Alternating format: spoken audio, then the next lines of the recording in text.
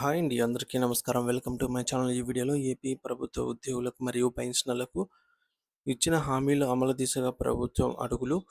పూర్తి వివరాలు ఈ వీడియోలో తెలుసుకుందాము. వీడియో ఎక్కడే కానీ స్కిప్ చేయకుండా ఎండ్ వరకు చూసేయండి. అప్పుడు ఇన్ఫర్మేషన్ పూర్తిగా అర్థమవుతుంది.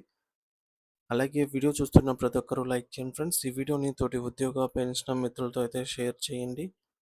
కొత్తగా మన ఛానల్ చూస్తున్న వారు ఇంకా ఎవరైనా సబ్స్క్రైబ్ చేసుకోకపోతే వెంటనే మన ఛానల్‌ని సబ్స్క్రైబ్ చేసుకోండి. సబ్స్క్రైబ్ చేసుకోవడం వల్ల నేను చేసే వీడియోస్ అన్నీ మీ వరకు రీచ్ అవుతాయి. ఫ్రెండ్స్, ఆంధ్రప్రదేశ్ రాష్ట్ర ప్రభుత్వ ఉద్యోగులకు ఇచ్చినటువంటి ఎన్నికల హామీల అమలు విషయంలో ప్రస్తుత ప్రభుత్వం తీవ్ర జాప్యం చేస్తోంది. ప్రభుత్వం అధికారంలోకి వచ్చి కొంతకాలం గడిచినప్పటికీ ఉద్యోగుల చిరకాల కోరికలు మరియు వారి ఆర్థిక ప్రయోజనాలపై ఇప్పటికీ కూడా ఎటువంటి స్పష్టమైన నిర్ణయాలనేవి తీసుకోకపోవడం గమనార్హం. ముఖ్యంగా 2023 జూలై 1 నుండి అమల్లోకి రావాల్సినటువంటి నూతన వేతన సవరణ కమిషన్ పీఆర్సీ గడువు ముగిసి సుమారు 3 ఏళ్లు కావస్తున్నా దానిపై ఇప్పటివరకు ఎటువంటి కదలిక లేదు. వివిధ వర్గాలకు ఇచ్చినటువంటి హామీలను ఏదో ఒక విధంగా నెరవేరుస్తూ వస్తూ ఉన్నారు ప్రభుత్వం. మరి ఉద్యోగుల సమస్యల పరిష్కారం దిశగా మాత్రం ఆశించిన స్థాయిలో అడుగులైతే వేయలేకపోతోంది. అయితే గత ఏడాది దీపావళికి ముందు హడావిడిగా జాయింట్ స్టాఫ్ కౌన్సిల్ సమావేశాన్ని నిర్వహించి ఉద్యోగ సంఘాలతో చర్చలు జరిపినప్పటికీ ఆర్థికపరమైన సమస్యలకు శాశ్వత పరిష్కారం చూపడంలో ప్రభుత్వం విఫలమైంది.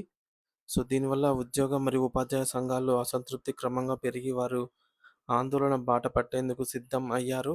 ఈ క్రమంలోనే ఈ ఏడాది జూలై 22వ తేదీన ప్రభుత్వం మరొకసారి ఉద్యోగ సంఘాల ప్రతినిధులను చర్చలకు ఆహ్వానించినప్పటికీ ఆ సమావేశం కూడా ఎటువంటి సానుకూల ఫలితాన్ని ఇవ్వలేదు.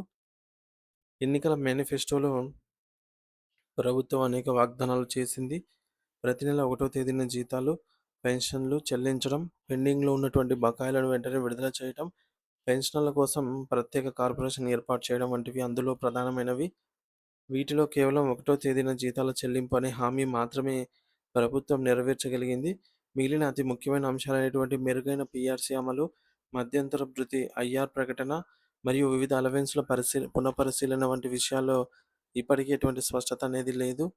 అంతేకాకుండా దీర్ఘకాలంగా వివాదాస్పదంగా ఉన్నటువంటి కాంట్రిబ్యూటరీ పెన్షన్ స్కీమ్ సీపీఎస్ మరియు గ్యారంటీడ్ పెన్షన్ స్కీమ్ జీపీఎస్ విధానాలను పునఃసమీక్షించి ఉద్యోగులకు ఆమోదయోగ్యమైన పరిష్కారం చూపుతామని ఇచ్చిన హామీ కూడా ఇప్పటికీ కార్యరూపం దాల్చలేదు.